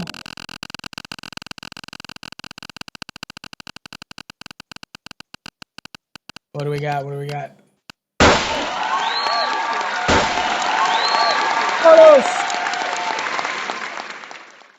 Carlos Chavez, you got the registration for the NFC card. Those are awesome NFC cards. They are available on our website. They used to be expensive because we would program them and develop websites and all. Now it's using Linktree. It's easy because Linktree is free. So that's what we use, and it just makes it neat. This is our promotional coffee hour. This is to share the love, but you can reprogram this to anything you want. Tap whatever you want. You want to see how that works real quick? My contact thing is not so good on my phone, so bear with me while I do that. So let's turn on the NFC, and I'll show you how that works. All right, so you got it near your phone. You got to know where your NFC chip is, by the way. All right, so I've got it on my phone, and I'll just come up here, and it'll pull up whatever browser you want. I have multiple browsers, so I like multiple browsers. So there you go, and this happens to be programmed to my Linktree. I know it's hard to see it, but this has all of our social media, our websites, our store, everything on there. Well, you can have it pull up anything you want. So that's what's neat about these. Use it as a business card, tap it and share the show, or you can reprogram it and tap people's cards for to get them to your website, or maybe you have a pay portal that you can tap them, all that kind of stuff. Okay? Anywho, congratulations on being in the drawing for that. Let's do another giveaway. Let's go. If you're not incorporating NFC in your company some way, you really should. Every customer should be able to tap a customer on their phone. Pays to be on multiple platforms, doesn't it, Jonathan? All right. So you got an instant wire waffle. So make sure you reach out to me with your address so we can send you a wire waffle. All righty. All right, folks. I believe I'm going to let you go. That is it for today. Congratulations to all that won. It was a great show today. I'm glad you joined me. We learned a little bit about the NEC, how it's structured, how things are laid out, what the little notes mean, what the little the ends and the margins, the dots and the margins. We learned what's permissive rules, mandatory rules. We learned a significant change to the 2026, and you're going to see, I'm a big believer that probably, other than what they did with the equipment ground in Code Panel 5, other than that, I think that the 2026 is going to be great. Why do we change it every 3 years? Because we're finding mistakes. We're making things clearer. We're making it a little easier to navigate. We're adding new things. New technologies come along, rapidly changing, like fault managed systems, all those type of things are rapidly changing. Electricity is always changing, things like that. Now, there are some crappy stuff that gets put in there, some stuff that don't make sense. Why it's added, I don't know, but they convinced a code panel. I get it. Kind of like this island issue. That is funny. That is funny. Before I let you go, if you got to leave, you can leave. But let's go see what they're going to do with that island in 2026, since I figured, what the hell? Let's go see. Why not? Let's do it. It's just fun time, folks. Yeah, I understand if you got to go. I get it. So let's go see what they're going to do with this island. Let's see what it says. Let's see here. Let's go down. This is fun time now. All right, let's see what we're doing here. All right, here we go. Let's see what they do here. Counter workspace. Oh, okay. Look at here. Okay. Countertop and works receptacle outlets. The receptacles installed for countertop and similar work surfaces as specified in 210.52c. Okay, I haven't got to C yet. All right. Okay, C shall not be considered as a receptacle outlet required by 210.52a. Okay, right. These are if it's installed for the countertop or similar work surface. It's not necessarily for the ones that are for the spacing requirement. I got that. Receptacle outlets location prohibited. See, all this is grayed out. It says where receptacle outlets are installed in spaces covered in 210.52a23. Okay, A23. Let's see, A23. The space afforded by fixed room dividers, such as freestanding bar type counters. Okay, I think it's A23. Okay, all right. Says so where receptacle outlets are installed in spaces covered by 210.52a23, and the outlets are below the countertop and work surfaces, they shall not be installed within 24 inches of the countertop or work surface. Okay, so what that means, by the way, just so you know, language can be confusing. So where I may have a receptacle that's required in the fixed divider, it has to be down low. And you've heard me talk about this, saying, well, just because I can't have a receptacle on island to serve the countertop, because that was removed in 2023, I had to have a receptacle on it if it was considered a room divider. Then I'd have to have a receptacle down low. But I can have a receptacle down low but it has to be at least 24 inches away from the countertop because most of the appliances that are going to go on the island or peninsula are going to be a 24-inch long cord, so it's not going to reach. So that's how they're getting around that. So I could have a receptacle down low. It's just not there to serve the countertop. That makes sense. I mean, if you're going to do what you're going to do, I'm okay with that, right? All right, let's see here. Let's go on. All right, so then we're going to get to the one we want to look at right here. Islands and peninsular countertops and work surfaces. Okay. It says, if provided, so that's the same. That didn't go anywhere. It says, if provided, that if is important because it means it's not required. It's if that's provided to serve the island or peninsula countertop or work surface. It says, receptacle outlets shall be installed in accordance with 210.52C3. Okay, so that is right here. This is the locations, okay. And 210.52C4. So I have a C3 and I have a C4. Gotcha. All right. And it says if a receptacle outlet is not provided to serve the island or peninsula countertop or work surface, it says electrical provisions shall be provided at the island or peninsula for future additions of a receptacle outlet to serve the island or peninsula countertop or work surface. Okay, makes sense. So that is not different, okay? That means that if you choose to not provide one, you still got to make sure there's provisions there, right? So what does that provision mean? That provision means that I can either be an unfinished basement. I could get to it later. I put a raceway over there to pull it in later. I could put the circuit there, small appliance branch circuit there, and put it in a junction box and cap it off if I want. But there, you know what I'm saying? All right, okay. All right, I get it. That's what the provisions mean. All right, so there's that. Now, it gets down here. So receptacle locations. Okay, here we go. So receptacle outlets shall be located in one or more of the following. Okay, on or above. All right, but not more than 20 inches above the countertop. Okay, makes sense.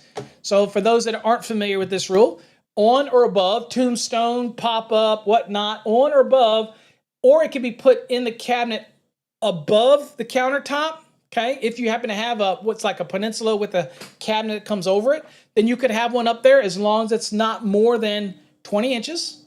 Makes sense. I don't have a problem with that.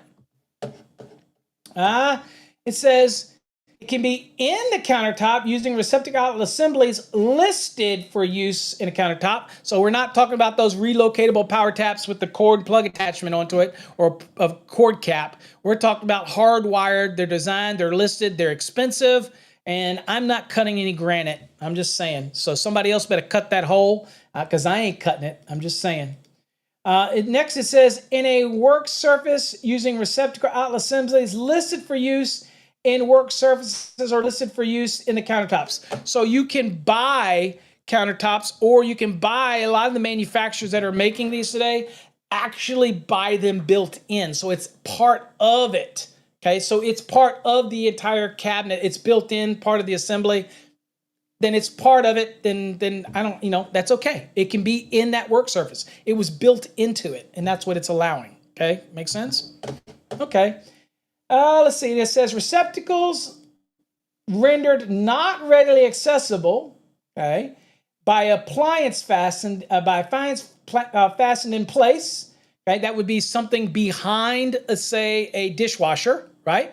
Or something that is in an appliance garage, which is those little things that you put your appliances in and you open it up and down. It sits on the counter, okay? Or rendered inaccessible by a sink or range tops. That's covered in 210.52C1, exception number 1. Okay, that is the place behind it. That is this type of stuff right here, okay? Right there, that's the exception. For when it's not considered behind it. I got that. It says, okay, that's not important to what we want to look at. This is what we want to look at right here. All right. Now, receptacle outlets locations prohibited. Okay. It says required and permitted receptacle outlets. All right, let me get rid of this legislation text so we can just see what the code says. Because sometimes that legislative stuff is crappy when you're trying to read code. So we'll turn it off. It says required and permitted receptacle outlets installed in a location that is accessible outside the cabinet or wall surface that are below the countertops and work surfaces shall comply with the following. So those that are required or that are permitted have to follow these. So the first thing it's going to say, receptacle outlets shall not be installed on adjacent walls extending from the base cabinet within 24 inches. Okay. All right. So example, we had an allowance up here where it is for us to be able to have a receptacle below the countertop. Okay. As long as it's down, at least 24 inches. So that was okay. That's allowed. So that's below the countertop. All right. That's fine. That's what it's talking about. It's allowed to be there. That's a permitted one to be there, or required if it is wall space and I still have to have a receptacle there. Okay. So it's not typically going to be allowed there to serve the countertop, but it might be there because of wall spacing. I got you. So that would be the receptacle outlet that shall not be installed on adjacent walls extending from the base cabinet within 24 inches. Got it. And it says receptacle outlets beneath countertops shall not be located within 24 inches of the countertop or work surface. Okay. Exception. The exception says receptacle outlets installed in a drawer shall be permitted to be installed below countertops and work surfaces. Okay, so this is the one that's going to need a little clarity. When it says installed in the drawer, and again, this is where we got to, hopefully, we can go look at the commentary, and I don't want to do that because it could have a nitman change. But when we read that language, it says receptacle outlets installed in a drawer shall be permitted to be installed below countertops and work surfaces. So we're going to assume that it's a receptacle that's installed in the drawer. Does it mean it's in the front face of the drawer it can be below? Does it mean it's got to be installed in the drawer? And if it's in the drawer, if that drawer moves in and out, how are we securing it? That type of thing. Is it, the drawer move? That's why I'm not big on this one because I don't know that that's, Now we could go look at I don't know that we have the SR. I don't know if it shows. Yeah, so this is the SR. Okay, this is the second revision, right? And you see that we had deleted. Okay, it sees what it says. It says requirements permitted installation in a location that is accessible outside the cabinet or wall surface that are below. So this one right here implies that it's really installed into the surface because the premise here is talking about the permitted or the required and permitted receptacle outlets installed in a location that is accessible outside of the cabinet or wall surface that are below, right? And then you have these. And this exception is for receptacle outlets, okay, installed in a drawer shall be permitted to be installed below countertops and work surfaces. Not a whole lot of clarity in this. So here's the committee's language. Okay, let's see all that voted for it. We have some people that commented. All right, I don't know. Anyway, it says the language is revised to clarify the restricted locations for receptacle outlets extending beyond and below the countertop surface. The language is moved to 210.52A5 to permit a receptacle on a wall located on the back side of a cabinet. Okay, that's what we're talking about, on the back side, but not within 24 inches of the countertop. Yeah, so that is important. That is the code panel's statement, but they didn't go any further, right? In my opinion, they could have gone further to do what? To explain this exception a little bit better, okay? I get what they're doing, but they didn't go further enough to explain the exception. Now, if we look at the PCs, these are public comments, and you see these are who submitted these. So let's see here. There's one that was submitted here by this gentleman. There was one that was submitted here who did this one. Okay, this is Ryan.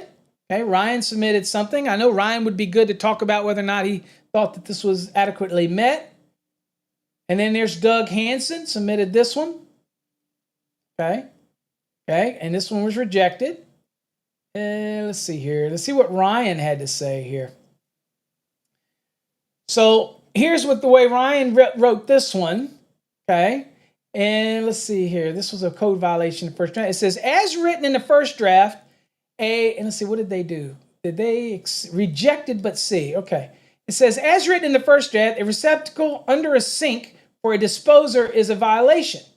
Okay. So if is a receptacle in the knee hole space, a space typically consumed by a chair, that would be like you're sitting at a table, a workspace, beneath the work surface, such as those commonly found in built-in desks, and he has an attached video, but we know what he's talking about. It says, the concern is receptacles within 24 inches beneath the countertop. There is no reason to prohibit receptacles below the countertop if they are more than 24 inches below the top of it. I agree.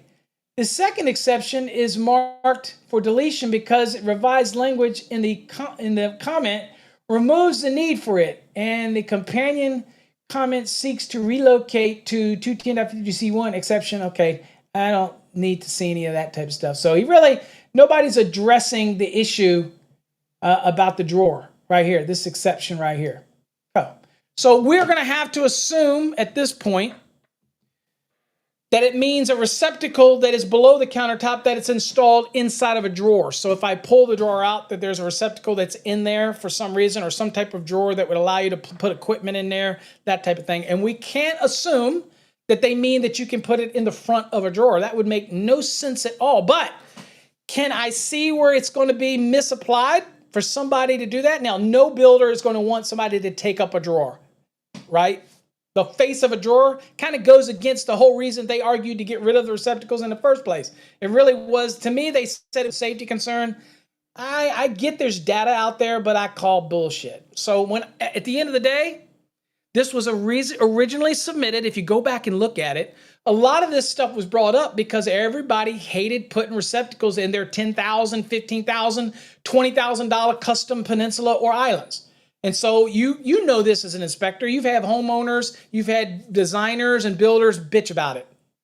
So they originally, if you go back and read the information, one of the people that submitted it was the building industry, okay, the builders. And then ultimately when this happened, they tried to get it removed and said, well, wait a minute, we're kind of okay now because now we created an issue, right?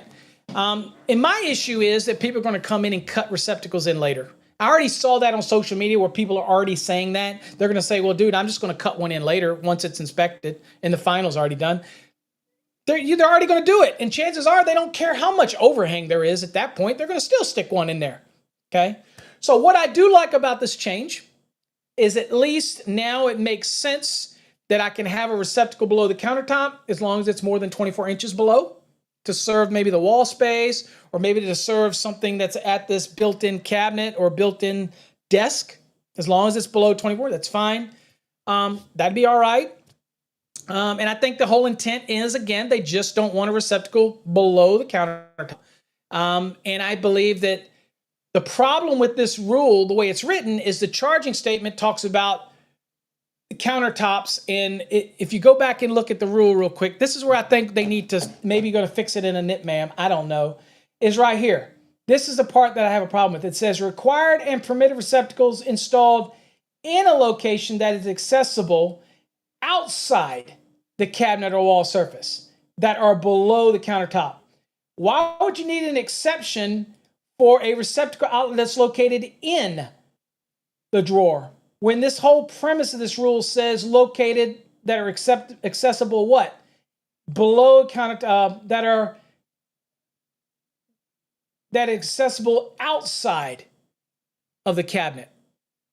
Not inside of it, outside of it. So again, this one right here is riddled for a bit of confusion. Okay, so here's my advice to you. Follow the language. As much as I hate it, follow the language in 2023, even when this comes out. Yes, you're allowed to put a receptacle below the countertop as long as it's 24 inches down. because it's not going to be serving the countertop. It's maybe serving a wall space requirement in 21052A, or it may be for some other use because you can put extra receptacles in if you want. You can always have additional ones. I think that's okay, and that's what 2026 is going to clear up. I think that the one that it makes for the drawer, I cannot fathom that they would say you can't have it below the countertop, but now all of a sudden I'll let you stick it in the face of a drawer because of how this language is. I think it really means inside the drawer or inside of the cabinet, allowing for that. I think that's what I think they're trying to say, but I think you can agree that this whole thing is messy. And I don't know. I didn't submit a Knitman for it, so I don't know. I think it's a little messy. Maybe I'm looking at it wrong. I know there's educated. Ryan will tell me. Ryan, email me if you're watching. Vince, email me if you're right. Tell me, Paul, you're just reading it wrong. I'm just reading what it says, and it's messy. So my advice is just follow the 2023. Don't put any receptacles that are going to be for the countertop. If you're installing the circuit to the countertop for future use, don't go cut one in for the countertop. Okay, just keep it above the countertop, on or above.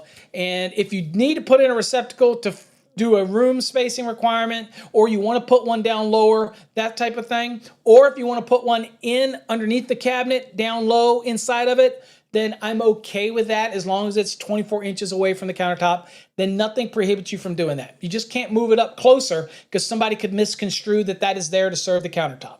And somebody could plug a 24-inch cord into it or a crock pot, and you could have it pulled off the counter if that is what the world is concerned with. I hate to see any child get hurt, but you know what? We can't protect everybody from everything. I'm just saying. So y'all know my opinion on that. All right, enough of that. I went over and too long again, but I figured I'd just throw that out there. Why not? What the hell? All right, it's my show, my rules. Till next time, folks, stay safe. God bless, and I'll catch you on another episode of Coffee Hour with a plural. S. Coffee Hours. What do you think, Adam? Peace.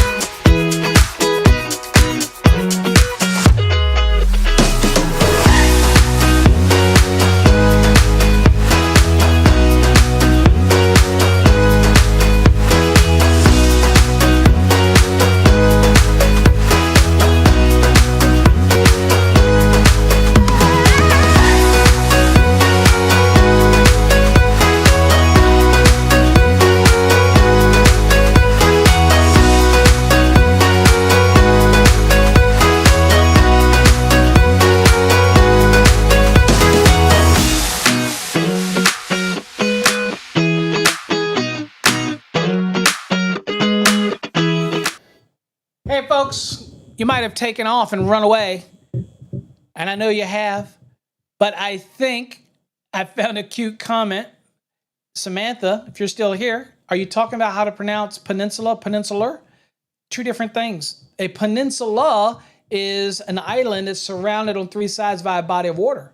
A peninsular, okay, is what you have in your kitchen, which basically one side is connected to the wall and you have three open sides. So a peninsula and peninsular. That's the difference. Is that what you're talking about? I'm just saying. All right, folks. Peace. Oh, of course, an island is surrounded on all sides by water, and so is an island in your kitchen. I'm just saying. Peace.